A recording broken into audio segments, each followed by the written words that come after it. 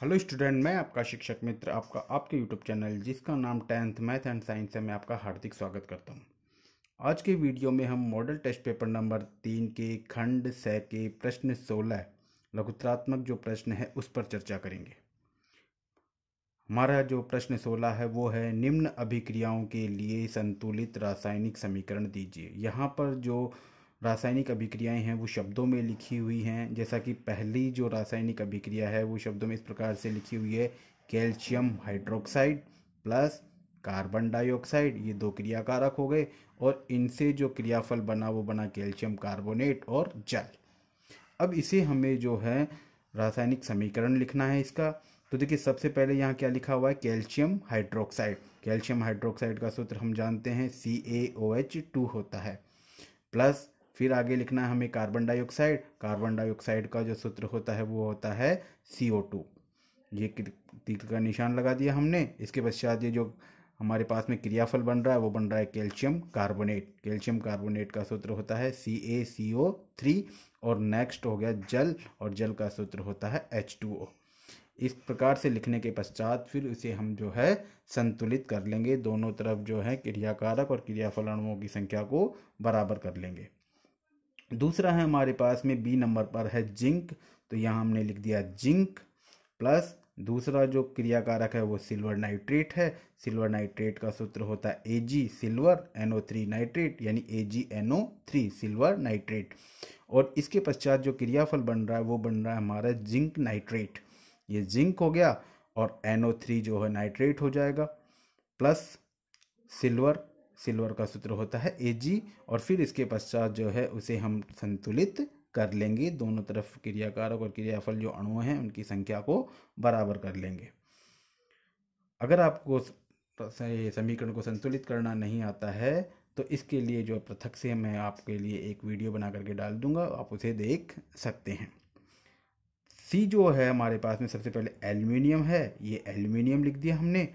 Next जो क्रियाकारक है वो कॉपर क्लोराइड है, तो कॉपर और क्लोराइड, ये कॉपर और ये क्लोराइड। और इससे जो क्रियाफल बना वो बना हमारे पास में एल्यूमिनियम क्लोराइड। तो एल्यूमिनियम Al और क्लोराइड का सूत्र जो है वो Cl2 होता है, लेकिन यहाँ पर जब संतुलित कर रहे हैं ना तो Cl3 आ जाएगा, Al2Cl3। और यहाँ पर फिर कॉपर आ जाएगा और कॉपर का जो सूत्र आ जाएगा वो आ जाएगा हमारे पास में Cu। इसी प्रकार से आपके जो खंड स में दो प्रश्न आएंगे, दो प्रश्न में से एक प्रश्न हम कर चुके हैं और दूसरा प्रश्न जो अथवा है उस दोनों प्रश्नों में से आपको कोई एक प्रश्न करना है। लेकिन हम यहाँ दोनों प्रश्न समझ लेते हैं। पहला प्रश्न हमने समझ लिया। दूसरा प्रश्न जो है वो है ऑक्सीजन के योग या ह्रास के आधार पर निम्न पदों की व्याख्या कीजिए, प्रत्येक के लिए दो उदाहरण दीजिए। तो यहाँ पर जो हमें ऑक्सीजन के योग और ह्रास के आधार पर ही बताना है उपचयन और अपचयन, कि उपचयन क्या होता है। और देखिए यहाँ पर जो है उपचयन और अपचयन को समझाना है ऑक्सीजन के आधार पर। तो देखिए समझ लीजिए आप पहले उपचयन। देखिए उपचयन का ही दूसरा नाम होता है ऑक्सीकरण, या अर्थात उपचयन को हम ऑक्सीकरण भी कहते हैं। ये जो हमारा जो ऑक्सीकरण शब्द है ये दो शब्दों से मिलकर के बना होता है, ऑक्सी प्लस करण।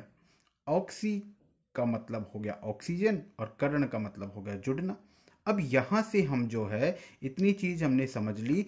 अब हम हमारी परिभाषा डेफिनेशन खुद निकालेंगे। तो हम उपचयन की परिभाषा निकाल रहे हैं, यानी ऑक्सीकरण की परिभाषा निकाल रहे हैं।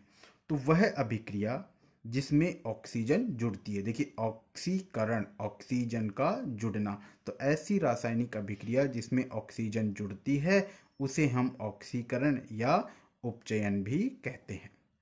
जैसे यहाँ पर उदाहरण दे दिया आपके कि कॉपर है, जब ये ऑक्सीजन के साथ क्रिया करेगी तो यहाँ पर ये ऑक्सीजन इसमें आकर के जुड़ जाएगी और हमारे पास में कॉपर ऑक्साइड बन जाएगा। तो ये जो उदाहरण हुआ ये ऑक्सीकरण अभिक्रिया का हो गया, क्योंकि इसमें ये ऑक्सीजन इससे जुड़ रही है, यानी दोनों क्रियाकारक जुड़ रहे हैं। इसी प्रकार से जो है कार्बन है और ऑक्सीजन है। जब कार्बन और ऑक्सीजन जब आपस में मिलेंगे तो बनेगा कार्बन डाई ऑक्साइड। यहाँ भी ये जो ऑक्सीजन है इसमें जाकर के मिल जाती है, जुड़ जाती है, इसलिए ये जो उदाहरण है ये हमारा उपचयन अर्थात ऑक्सीकरण अभिक्रिया का है। ऑक्सीकरण अभिक्रिया में ऑक्सीजन जुड़ती है, इसलिए ऑक्सीजन की होती है वृद्धि। अब नेक्स्ट है हमारा अपचयन। देखिए अपचयन जो अभिक्रिया होती है वो उपचयन अभिक्रिया की बिल्कुल विपरीत होती है, ठीक विपरीत होती है। उपचयन या ऑक्सीकरण में ऑक्सीजन जुड़ती है, तो यहाँ पर जो अपचयन होता है इसमें ऑक्सीजन जो होती है हटती है या निकलती है। अब जब कोई चीज़ हटेगी या निकलेगी तो उसकी क्या हो जाएगी, कमी हो जाएगी, ह्रास हो जाएगी। तो इस तरीके से हम अब अपचयन अभिक्रिया की परिभाषा किस प्रकार से लिखेंगे, वह अभिक्रिया जिसमें ऑक्सीजन का ह्रास अर्थात कमी होती है। जब ऑक्सीजन हट गई तो उसका ह्रास हो जाएगा, कमी हो जाएगी, अर्थात ऑक्सीजन हटती है या निकलती है, उसे हम अपचयन अभिक्रिया कहते हैं। यह अभिक्रिया ऑक्सीकरण के विपरीत होती है, जैसे कि पहले बता दिया गया। ऑक्सीकरण में ऑक्सीजन जुड़ती है और इसमें ऑक्सीजन हटती है। जैसे कि ये उदाहरण देखिए, कॉपर ऑक्साइड, यहाँ देखिए कॉपर के साथ में ऑक्सीजन जुड़ी हुई है और यहाँ पर दूसरा क्रियाकारक है हाइड्रोजन। जब ये दोनों क्रियाकारक आपस में क्रिया करेंगे तो जो कॉपर ऑक्साइड है, कॉपर के साथ जो ऑक्सीजन जुड़ी हुई है, यहाँ आकर के ये ऑक्सीजन यहाँ इससे हट जाएगी और इस H2 के साथ जुड़ करके अलग से एक क्रियाफल बना लेगी। तो इस तरीके से ये जो उदाहरण हो गया ये अपचयन अभिक्रिया का उदाहरण हो गया। एक अन्य उदाहरण भी ले लेते हैं हम, जिंक ऑक्साइड होता है। जिंक ऑक्साइड जब ऑक्सीजन के साथ कार्बन के साथ क्रिया करेगा तो ये जिंक ऑक्साइड में जो ऑक्सीजन जुड़ा हुआ है ये हटेगा। तो यहाँ पर ये जिंक बन गया इससे हट करके, तो यहाँ इस पदार्थ से ऑक्सीजन हटा है, इसलिए ये भी जो है ये अपचयन अभिक्रिया का एक उदाहरण होता है। अर्थात ऑक्सीकरण में ऑक्सीजन की वृद्धि होती है और अपचयन में जो होती है ऑक्सीजन की कमी होती है। इसी प्रकार से एक और जो है इसमें एक मेजर अंतर होता है, जैसे इसमें ऑक्सीजन का जुड़ना होता है तो साथ ही इसमें जो होता है हाइड्रोजन जो होता है उसका हटना भी, हाइड्रोजन का हटना। देखिए हाइड्रोजन का जो हटना होता है वो भी क्या होता है, उसको भी हम ऑक्सीकरण ही कहते हैं। यानी कि ऑक्सीकरण की दो परिभाषाएं हो सकती हैं, वह अभिक्रिया जिसमें ऑक्सीजन जुड़ती है या वह अभिक्रिया जिसमें ऑक्सीजन हटती है। और इसी प्रकार से अपचयन की भी दो परिभाषाएं हो गई, क्या, वह अभिक्रिया जिसमें ऑक्सीजन हटती है, या दूसरी परिभाषा हो सकती है कि वह अभिक्रिया जिसमें हाइड्रोजन जुड़ती है। यानी इसमें हो गया हाइड्रोजन जुड़ना। तो ऑक्सीकरण तो क्या हो गया, ऑक्सीजन का जुड़ना, हाइड्रोजन का हटना। और अपचयन क्या हो गया, ऑक्सीजन का हटना और हाइड्रोजन का जुड़ना। तो इस तरीके से ये जो है एक दूसरे के क्या हैं, विपरीत हैं। अब हम यहाँ पर करते हैं हमारे नेक्स्ट टॉपिक की बात, ऑक्सीकरण और अपचयन में अंतर। देखिए ये एक बहुत ही इंपॉर्टेंट प्रश्न है, कई बार आपके ये आ जाता है कि ऑक्सीकरण और अपचयन में अंतर कीजिए।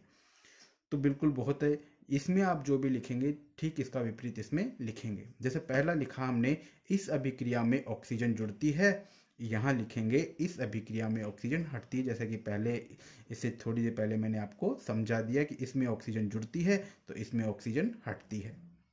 इसी प्रकार से मैंने एक पॉइंट ये भी बताया था कि इस अभिक्रिया में हाइड्रोजन हटती है और इस अभिक्रिया में हाइड्रोजन जुड़ती है। यानी ये देखिए दोनों का अंतर समझ लीजिए, यहाँ पर ऑक्सीजन जुड़ना और हाइड्रोजन हटना, ये तो हो गया ऑक्सीकरण। इसमें क्या होता है, ऑक्सीजन हटना या हाइड्रोजन जुड़ना।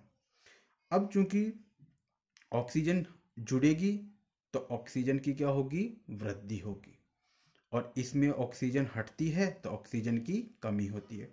ऑक्सीजन का ही दूसरा नाम होता है ऋण विद्युतीय तत्व या इलेक्ट्रॉन। यानी एक तरीके से ऑक्सीजन पर माइनस चार्ज होता है या इलेक्ट्रॉन होता है, ठीक है ना। तो जब ऑक्सीजन जुड़ेगी तो इसका मतलब इलेक्ट्रॉन की क्या होगी, वृद्धि होगी। तो इस अभिक्रिया में जब ऑक्सीजन जुड़ रही है तो इसी में क्या होगी, इलेक्ट्रॉन की वृद्धि होती है, और इसमें इलेक्ट्रॉन की क्या होती है, कमी होती है। और इसी प्रकार से इलेक्ट्रॉन की वृद्धि हो रही है तो इलेक्ट्रॉन का मतलब ऋण विद्युतीय तत्व, तो इस अभिक्रिया में ऋण विद्युतीय तत्व की वृद्धि होती है, इस अभिक्रिया में धन विद्युतीय तत्व की वृद्धि होती है। इस तरीके से आप ऑक्सीकरण और अपचयन में अंतर लिख सकते हैं। आशा करता हूँ कि ये जो मैंने प्रश्न समझाए हैं ये आपको अच्छी प्रकार से समझ में आ गए होंगे। परीक्षा की दृष्टि से ये जो प्रश्न है बहुत ही महत्वपूर्ण है, इन्हें आप अच्छी तरीके से करें। धन्यवाद।